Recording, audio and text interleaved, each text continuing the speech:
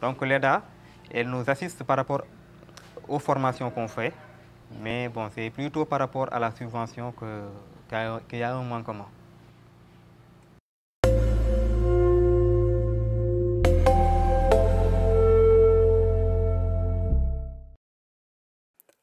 Depuis 1960, les gouvernements s'intéressent à l'enjeu de la modernisation de l'élevage. Plusieurs programmes ont ainsi vu le jour, comme le programme d'ajustement du secteur agricole en 1994, la loi agro-silvo-pastorale en 2004 ou le plan Sénégal émergent en 2012. Ces programmes visent à accélérer la croissance et à dynamiser l'emploi. Pour permettre le développement de la filière sénégalaise, les institutions se sont d'abord orientées sur la thématique de l'innovation.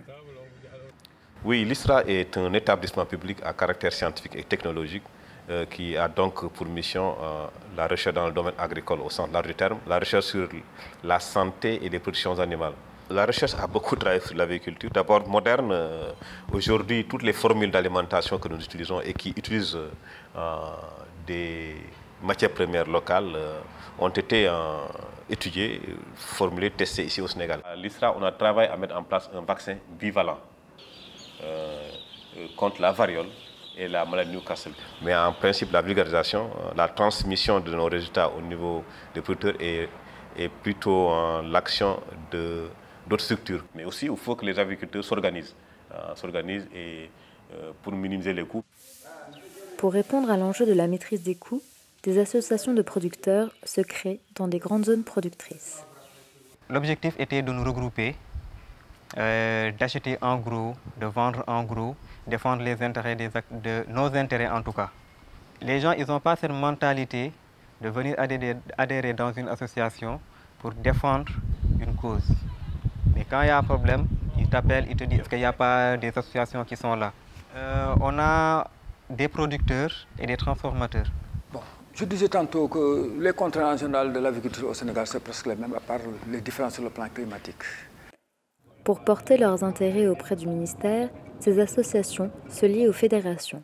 L'accès à la formation technique et de gestion est un point essentiel pour répondre à l'enjeu de la compétitivité et du développement de la filière. La fédération est composée d'associations. Ce sont les associations qui sont membres de la fédération. Donc la FAFA est une organisation qui fédère, qui regroupe tous les acteurs de la filière avicole et on est présent sur toute l'étendue du territoire sénégalais. C'est d'abord des relations d'affaires. Là, nous essayons de voir comment fédérer nos besoins afin de tirer le maximum de profit pour nos associations membres. Nous travaillons aussi à la formation des producteurs. Parce que les producteurs doivent être formés pour être compétitifs. Nous collaborons avec tout le monde, particulièrement avec notre État, mais aussi nous sommes dans un cadre qu'on appelle l'interprofession avicole sénégalaise et qui regroupe pratiquement tous les acteurs de la filière avicole. Je m'appelle Amadou Martan Bouch, je suis le président de l'EPAS. L'EPAS, c'est l'interprofession avicole du Sénégal. Cette institution a été créée dans le cadre de la loi agro-silvo-pastorale. La mission de l'EPAS, c'est un peu ça. C'est un peu de travailler donc, sur la bonne gouvernance donc, de la filière avicole. Il faut y aller donc, étape par étape. Donc on va s'asseoir autour de la table et discuter donc, entre acteurs. Parce que donc, il faut dire que les intérêts sont donc divergents. Les rapports d'activité sont destinés à l'Assemblée générale. Tous les mois, on tient une réunion. Et donc il y a des PV des réunions, des comptes rendus des réunions qui sont aussi donc, destinés donc, à l'IPAS, aux membres de l'IPAS. L'IPAS se positionne comme l'interlocuteur de l'État. Les centres nationaux, comme le Centre national d'aviculture de Mbao, relaient les programmes et actions du ministère de l'Élevage provenant des discussions. Alors, le centre a été créé en 1964, juste après les indépendances. Donc, nous, on met ici en place des élevages de démonstration. Et on offre même des stages gratuitement pour que les gens puissent mettre la main à la pote. Formation, démonstration.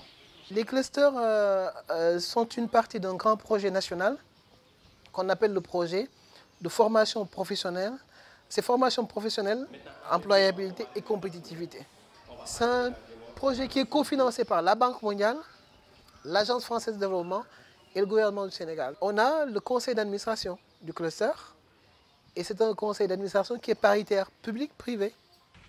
Le centre privé comme les banques et les assurances interviennent auprès de l'État pour financer les programmes. La CNCS, aujourd'hui nous avons 34 ans d'existence et notre rôle, notre vocation, c'est une part de mobiliser l'épargne en milieu rural et d'autre part de financer l'ensemble des activités du monde agricole. Quand je dis monde agricole, c'est aussi bien les agriculteurs, les pêcheurs et les éleveurs.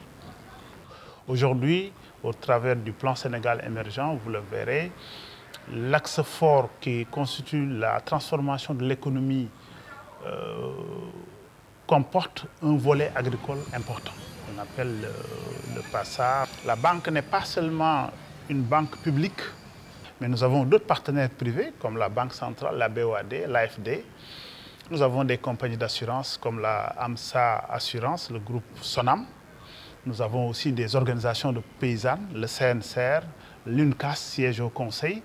Et nous avons de petits porteurs qui sont là depuis 1993. La bancarisation, c'est un sujet qui nous préoccupe. La bancarisation au Sénégal n'est pas très élevée comparée à certains pays. Simplement parce que nous avons une économie très informelle. Par contre, ils ont tous fréquenté la banque suivant un modèle collectif. C'est des groupements, c'est des unions, c'est des sections, c'est des fédérations, c'est des unions. Je sais qu'on a une agence Kermassar qui est dans la banlieue, qui est dans le cœur, disons, de l'activité avicole, qui fait plus d'activités dans l'élevage, dans l'aviculture, que les autres agences qui sont orientées dans d'autres business. Au niveau de notre portefeuille, on trouve plusieurs acteurs de la filière avicole. Bon, nous visons les entreprises, les PME, les PMI, il y a aussi les particuliers. Pour le total des encours, on est à 1 milliard 992 057 183, dont 723 188 233 pour l'élevage, soit un pourcentage de 61% de l'ensemble des encours du bureau de Kermassar. Au Sénégal, la bancarisation est autour de 18,5%. Ce taux est principalement dû à une gestion de l'épargne familiale et à l'éloignement des agences. De plus, peu d'entrepreneurs demandent l'accès à un prêt par manque d'informations sur les offres des banques et assurances. Enfin, le faible taux de bancarisation est maintenu par les banques qui financent une activité et non un projet. Pour se voir attribuer un prêt, une comptabilité tenue depuis au minimum 2 ans est nécessaire.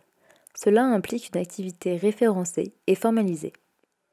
Pour nous, il faut des packages, crédit, assurance, qui permettraient de valoriser davantage les interventions de la CNAS et de sécuriser nos interventions, de permettre aussi à l'emprunteur débiteur d'avoir une soupape de sécurité.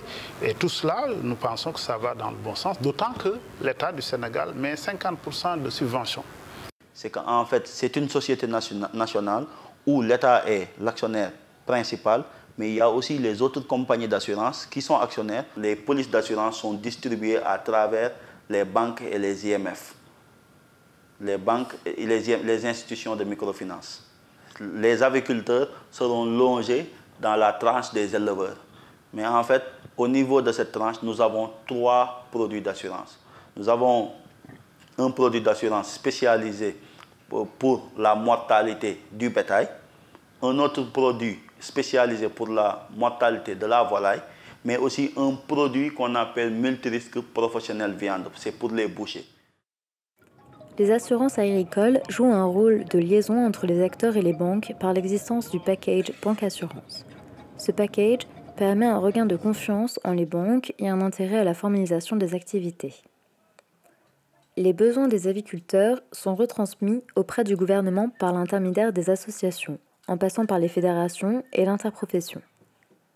L'État lance des programmes par l'intermédiaire des banques, des assurances, des antennes de l'élevage et des centres de formation. Cependant, seule une faible partie des acteurs y ont accès ou sont au courant de l'existence des programmes. Cela peut être dû à la non-formalisation ou à la non-bancarisation.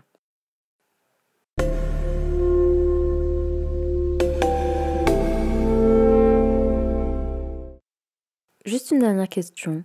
En dehors du poulet de chair, qu'advient-il du poulet du pays? Dans l'arrière du pays, si je peux m'exprimer, c'est dans la région où il y a des régions où vous ne trouvez pas beaucoup de poulet de chair. Là, le poulet du pays est présent.